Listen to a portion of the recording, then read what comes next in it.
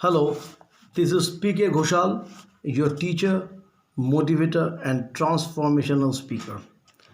तो कई दिन से कई बच्चे ये टॉपिक पूछ रहे थे, कई लोग भी पूछ रहे थे कि सर लव रिलेशन और पढ़ाई और एग्ज़ाम सब एक साथ कैसे मैनेज करें, क्योंकि आजकल का ये तो चलता है भाई, क्रश हो चाहे बेस्ट फ्रेंड हो चाहे कोई भी हो, पढ़ना भी पड़ेगा, गपशप भी करना पड़ेगा, ये सब चिट चैट भी चल रहा है ना। तो इसी के ऊपर आज हम वीडियो बना रहे हैं।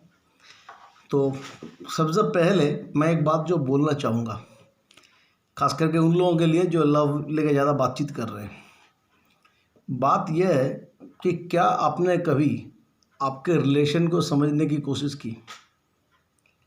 कई लोग बोलेंगे हाँ, पर असल में वो सुनने में हाँ लगे, पर इसमें भी कुछ बात है जो हमको एनालाइज करना पड़ता है। कुछ डीप में जाने की कोशिश करता हूँ। देखिए, दो केस होता है। एक केस ये है कि कोई इंटरेक्शन नहीं, बातचीत नहीं हुई, बस फिजिकल अट्रैक्शन, हमको वो अच्छे लगते हैं, कभी बातचीत नहीं हुई, बस अच्छे लगते हैं और हम समझ बैठे कि कुछ प्यार व्यार हो गया, पर उधर से कोई सिग्नल नहीं आ रहा है। Case number 1, one sided love जिसको कहते हैं, है ना।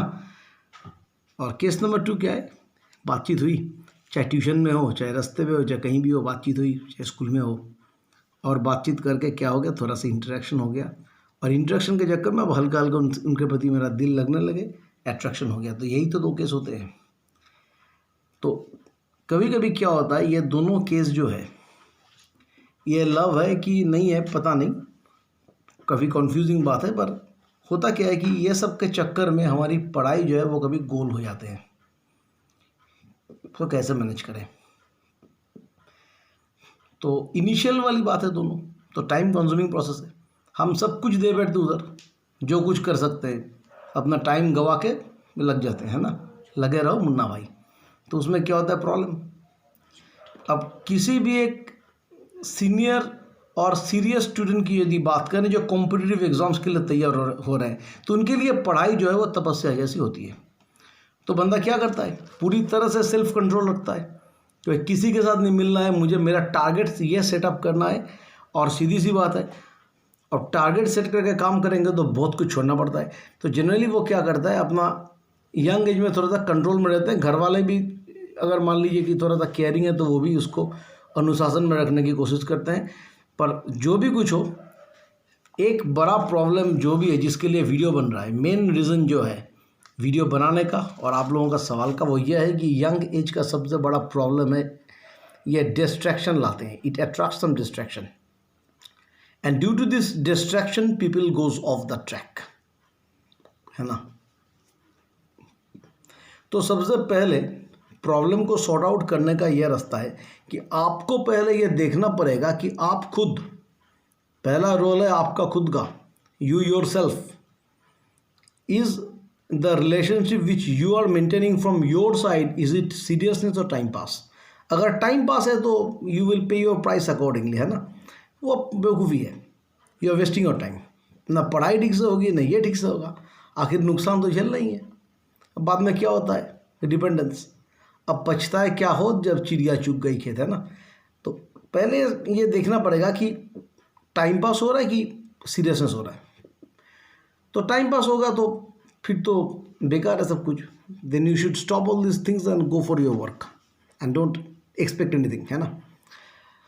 तो यही बोलना चाहता हूँ मैं पहला केस में। अब केस नंबर 2 जो होता है वो होता है सीरियस रिलेशनशिप, यानी कि रिलेशनशिप पहले से था, अफेयर चल रहा है, लव अफेयर जिसको लेकर बातचीत हो रही है, वो पहले से चल रहा है और हम काफ़ी डीप उसमें जा चुके हैं और बहुत सीरियस रिलेशनशिप है। तो यहाँ भी हमको एक काम करना पड़ेगा, हमको ये देखना पड़ेगा कि हमारे जो पार्टनर जो है, क्या वो भी सीरियसली ले रहे हैं कि उनके लिए टाइम पास है। अगर उनके लिए टाइम पास है तो फिर ये बन गया वन साइडेड लव, जो बाद में रुलाई, आंसू, दर्द, बेइज्जती, अपमान, निराशा और फेल्योर में एंड होता है।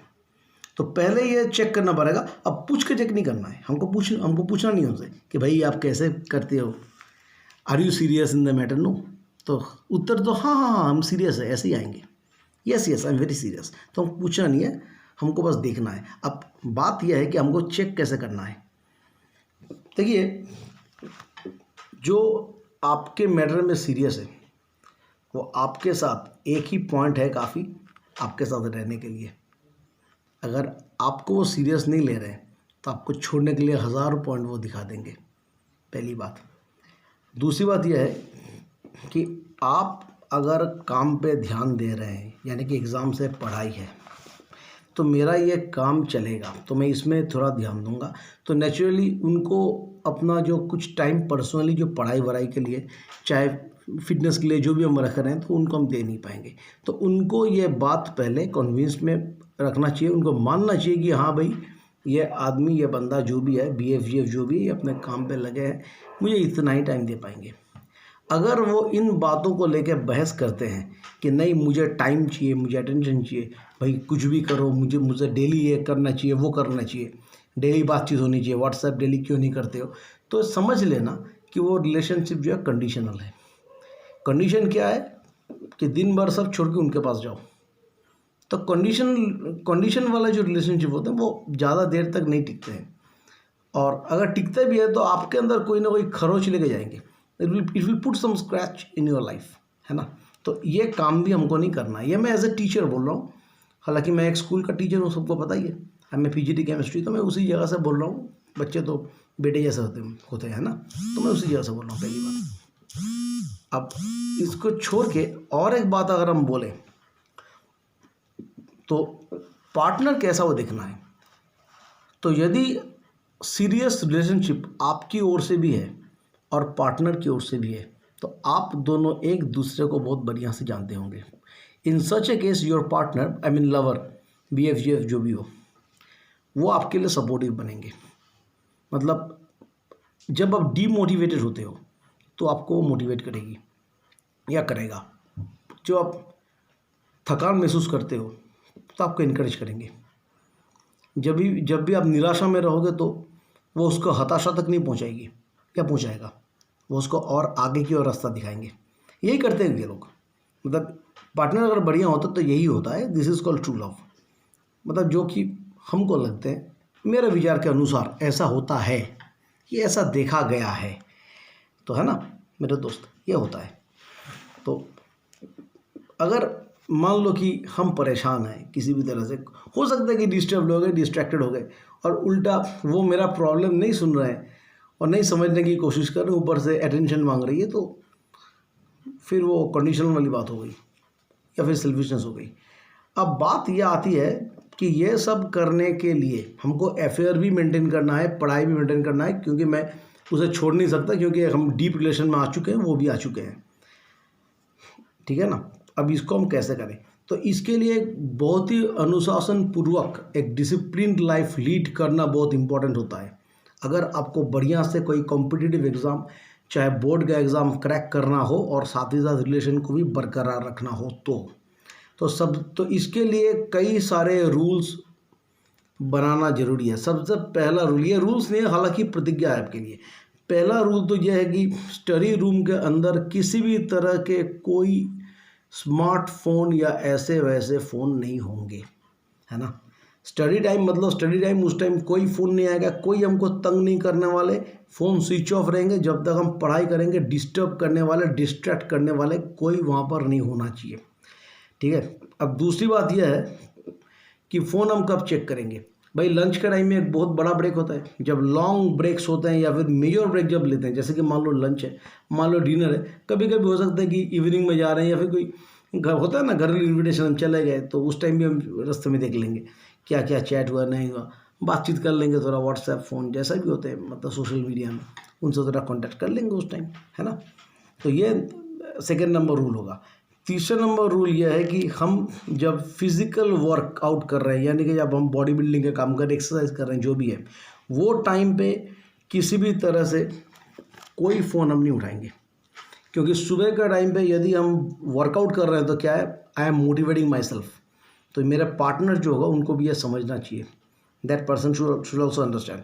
वो उस टाइम डिस्टर्ब नहीं करेगी, मतलब वो उस टाइम कोई भी फ़ोन करेगा, कुछ वर्कआउट कर लिए, है ना, कुछ सेट मार लिया मान लीजिए, अब एक आध सेट मारने के बाद, सपोज मान लो कि मैं पुशअप मार रहा हूँ, 3 सेट मार लिया, 2 सेट और मारना बाकी है, फटाक से फ़ोन उठा लिया, तो वैसा करके ना एक्सरसाइज होगा ना कुछ होगा, ठीक है ना। यह एक बात हमको दिमाग में रखना चाहिए। अब चौथी बात यह है, अगर पढ़ाई भी करनी है, रिजल्ट भी करना है और मोहब्बत भी चलानी है, तो बाबू एक बात और करना पड़ेगा, वो यह है कि सीधी सी बात यह है कि जब मन तब, जो मन सो नहीं चलेगा।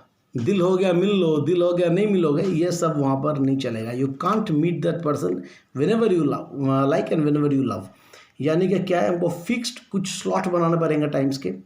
वीक में मान लो कोई फिक्स्ड स्लॉट है, बट डेट टाइम आप डिसाइड कर लो कब कैसे मिलना है। वो तो आप ही करोगे, वो तो मैं नहीं कर सकता, मैं आपको गाइड कर सकता हूँ यहाँ, है ना। एज अ मोटिवेटर मैं आपको मोटिवेट कर सकता हूँ, रास्ता दे सकता हूँ, पर इससे आगे मैं कुछ नहीं कर सकता। तो वो आप ही को करना पड़ेगा अपने शेड्यूल के हिसाब से। हाँ, एक काम कर सकते हो, हफ्ते में मान लो संडे के टाइम पे जो है एक्सरसाइज हम करते नहीं है, तो वो टाइम स्लॉट तुम दे दो, गर्लफ्रेंड को कोई दिक्कत नहीं है।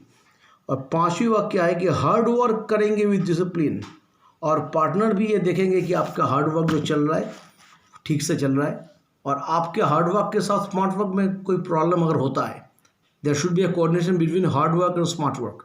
तो वो आपको ये याद दिलाएगी कि नहीं भाई आपको ये करना है, ये वाला आपको ये ठीक से करना है।